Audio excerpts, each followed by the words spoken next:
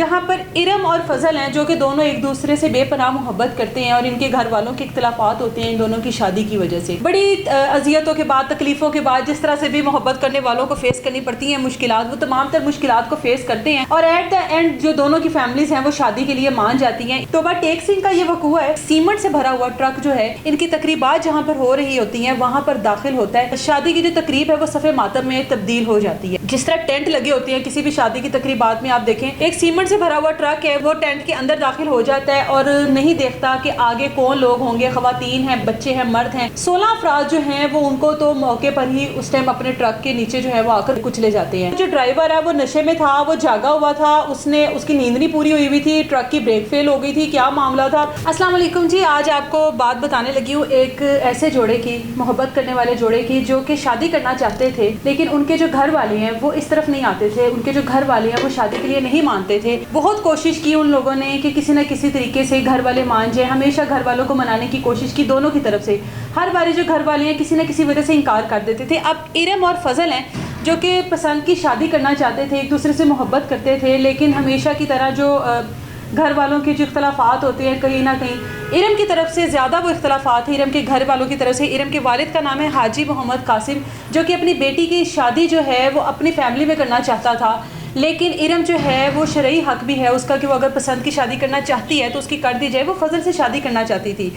شادی کی تقریبات تو شروع ہو جاتی ہیں، گھر والوں کو بھی کسی نہ کسی طریقے سے منا لیا جاتا ہے. آگے ڈیٹیلز میں آپ کو بتاتی ہوں. لیکن شادی کی تقریبات کے دوران ایک سیمنٹ سے بھرا ہوا ٹرک جو ہے ان کی تقریبات جہاں پر ہو رہی ہوتی ہیں وہاں پر داخل ہوتا ہے. اب وہ اوور سپیڈ ہوتا ہے یا کیا معاملہ ہے وہ بھی آپ کو آگے چل کر بتاتی ہوں ویلاگ میں. لیکن شادی کی جو تقریب ہے وہ صف ماتم میں تبدیل ہو جاتی ہے. اب وقوع کیا ہے آپ کو بتاتی ہوں. توبہ ٹیک سنگھ کا یہ وقوع ہے جہاں پر ارم اور فضل ہیں جو کہ دونوں ایک دوسرے سے بے پناہ محبت کرتے ہیں اور ان کے گھر والوں کے اختلافات ہوتے ہیں ان دونوں کی شادی کی وجہ سے. اب کیونکہ دونوں شادی کرنا چاہتے ہیں، ہر باری گھر والوں کو مناتے ہیں، ہر باری جو گھر والے ہیں وہ کوئی نہ کوئی وجہ بتا کر انکار کر دیتے ہیں. بڑی اذیتوں کے بعد، تکلیفوں کے بعد، جس طرح سے بھی محبت کرنے والوں کو فیس کرنی پڑتی ہیں مشکلات، وہ تمام تر مشکلات کو فیس کرتے ہیں اور ایٹ دا اینڈ جو دونوں کی فیملیز ہیں وہ شادی کے لیے مان جاتی ہیں. ارم کا جو والد ہے وہ ہتھیار ڈال دیتا ہے بیٹی کے آگے اور وہ کہتا ہے کہ ٹھیک ہے جہاں پر میری بیٹی کی پسند ہے میں وہیں پر اس کی شادی کر دیتا ہوں. شادی کی ڈیٹ فکس ہو جاتی ہے اور 18 سپتمبر جو ہے وہ ان کی شادی کی ڈیٹ فکس ہوتی ہے. آپ کو پتہ ہے شادی کی پراپر ایک رسومات ہوتی ہیں، مائیوں، مہندی، بارات، ولیمہ. آج کل تو رسومات ویسے بہت زیادہ ہو گئی ہیں.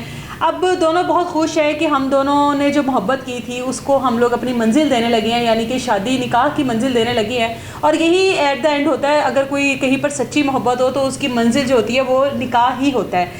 لو جی، جو تقریبات ہے وہ سٹارٹ ہو جاتی ہیں. دونوں گھر جو ہیں وہ خوش ہیں. اسپیشلی یہ جوڑا جو ہے وہ بہت زیادہ خوش ہے اپنی شادی کی تقریبات کو لے کر. تمام تر جو آپ کے خواب ہوتے ہیں آپ اپنے ان اسپیشل دنوں کے لیے بچا کے رکھتے ہیں اور ان کو پورا کرنے کے لیے ہر طرح کی کوشش کرتے ہیں. مہندی کا فنکشن چل رہا ہوتا ہے، تقریباً 200 سے 250 لوگ جو ہے وہاں پر موجود ہوتے ہیں. مہندی کی تقریبات چل رہی ہیں اور آپ کو پتہ ہے جہاں پہ مہندی کی تقریبات ہوں وہاں پر خواتین، لڑکیوں کا رش زیادہ ہوتا ہے، کیونکہ مرد حضرات کا اکثر کہنا ہوتا ہے کہ جو مہندی کی تقریبات ہے یہ خواتین کا فنکشن ہے، آپ لوگ جا کے اٹینڈ کریں، ہم لوگ بارات والے دن حاضری لگا لیں گے.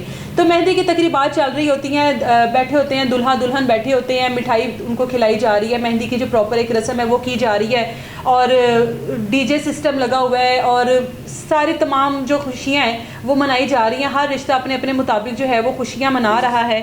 کہ ایک سیمنٹ سے بھرا ہوا ٹرک ہے، جس طرح ٹینٹ لگے ہوتے ہیں کسی بھی شادی کی تقریبات میں، آپ دیکھیں ایک سیمنٹ سے بھرا ہوا ٹرک ہے، وہ داخل ہوتا ہے اور وہ ٹینٹ کے اندر داخل ہو جاتا ہے اور نہیں دیکھتا کہ آگے کون لوگ ہوں گے. خواتین ہیں، بچے ہیں، مرد ہیں. 16 افراد جو ہیں وہ ان کو تو موقع پر ہی اس ٹائم اپنے ٹرک کے نیچے جو ہے وہ آ کر کچلے جاتے ہیں. اب یہاں پر جو سپیڈ ہے وہ کم نہیں ہوئی، یہاں پر ٹرک کی بریک نہیں لگی ہے، وہ نان سٹاپ چلتا جا رہا ہے. ایک ٹینٹ سے نکلا دوسری طرف سے باہر ہوا، باہر ایک مزدہ کھڑا ہے، مزدے کے ساتھ جا کر وہ ٹرک جو ہے وہ ٹکرایا ہے. ظاہر ہے مزدہ بھی ایک بڑی چیز پڑی ہوئی ہے، اس کے پریشر سے ٹرک کہیں جا کر اس کی بریک لگی ہے. اب وہ جو ڈرائیور ہے وہ نشے میں تھا، وہ جاگا ہوا تھا، اس کی نیند نہیں پوری ہوئی تھی، ٹرک کی بریک فیل ہو گئی تھی. کیا معاملہ تھا؟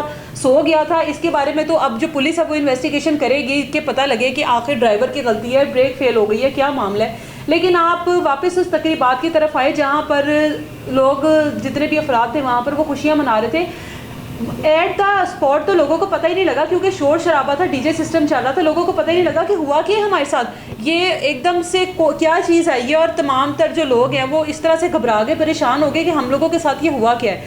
خیر جو 4 سے 5 خواتین ہیں وہ تو موقع پر ہی جان سے چلی گئیں, کیونکہ کہا جاتا ہے کہ لوہے کی چیزیں, اتنا بڑا ٹرک ہے, اس کے آگے کہ انسان کی کیا ویلیو ہوتی ہے. انسان کا یا کوئی چھوٹی سواری بھی ہو جیسے بائک یا کوئی اور چیز ہو تو یہی کہا جاتا ہے کہ اوندا رہنا کچھ نہیں تو ٹرک تک جانا کچھ نہیں. وہی سیم چیز ہوئی ہے کہ جب وہ اتنے لوگوں کے اوپر اوور سپیڈ کی وجہ سے آئے گا, اتنی سپیڈ میں آئے گا تو ان کا جو حال ہوا ہوگا وہ آپ لوگ اندازہ لگا لیں, وہ تو شاید پہچاننے کے قابل بھی نہ ہو. باقی کے جو افراد ہیں ان کو لے جایا جاتا ہے, ہاسپٹل لے کر جایا جاتا ہے, اور وہاں پر ان کی بھی حالت ایسی ہے کہ ان کے بارے میں بھی ڈاکٹر ابھی کوئی ایسی اسٹیٹمنٹ نہیں دے رہے کہ وہ بچ پائیں گے یا نہیں بچ پائیں گے. یہ سارا وقوع تھا جو کہ ٹوبہ ٹیک سنگھ میں پیش آیا, اور جو خوشیاں ہیں وہ کس طرح سے خوشیوں والا گھر جو ہے وہ کس طرح سے صفحہ ماتم میں تبدیل ہوتا ہے, وہ آپ لوگوں کے سامنے یہ ایک مثال ہے. سب سے پہلے تو میں یہاں پر ایک سجیشن دینا چاہوں گی, ایک ریکویسٹ کرنا چاہوں گی کہ جب بھی آپ لوگوں کے گھر میں کوئی اس طرح کی خوشیاں وغیرہ آنے والی ہوتی ہیں یا آپ لوگوں نے کرنی ہوتی ہیں تو سب سے پہلے تو صدقہ وغیرہ ضرور دیا کریں. جو نظر ہوتی ہے وہ بھی سم ٹائم اس طرح کی ہوتی ہے کہ آپ لوگوں کی خوشیوں کو کھا جاتی ہے اور نظر برحق ہے, لگ سکتی ہے. تو ان چیزوں کو سب سے پہلے تو ان چیزوں کو دیکھا کریں, اور اس کے بعد اب جو آپ ایونٹ وغیرہ اپنے ارینج کرتے ہیں آپ لوگ 4 پیسے زیادہ لگا لیں. جہاں پر آپ لوگ اتنے خوش ہیں, آپ 200 300 400 بندے کا ارینج کر رہے ہیں, وہاں پر جگہ چند پیسے تھوڑے سے اور لگا کے کوئی محفوظ جگہ کا ارینج کیا کریں تاکہ اس طرح کے جو حادثات ہیں ان سے بچا جائے. یہ پارکس میں گراؤنڈ کی سائڈ پر ہو گیا, گلی کی نکر میں ہو گیا, اکثر لوگ گلی بھی بند کر لیتے ہیں دونوں طرف سے, اور وہ یہ چیزیں نہیں دیکھتے کہ یہ خطرے کی گھنٹی ہوتی ہے, کسی بھی ٹائم آپ کو خطرہ کوئی نہ کوئی ہو سکتا ہے.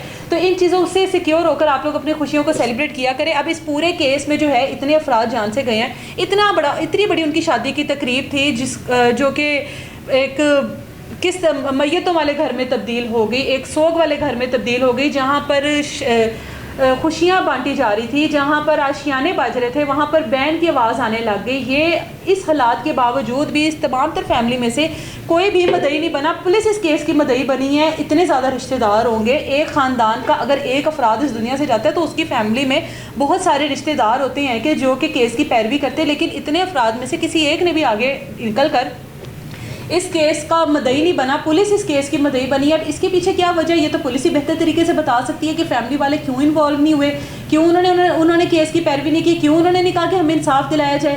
خیر یہ معاملہ تھا, تو خدارا آپ لوگ اپنی خوشیوں کا خاص خیال رکھا کریں اور اپنے آپ کو سیکیور رکھا کریں. اجازت ہے مجھے, اللہ حافظ.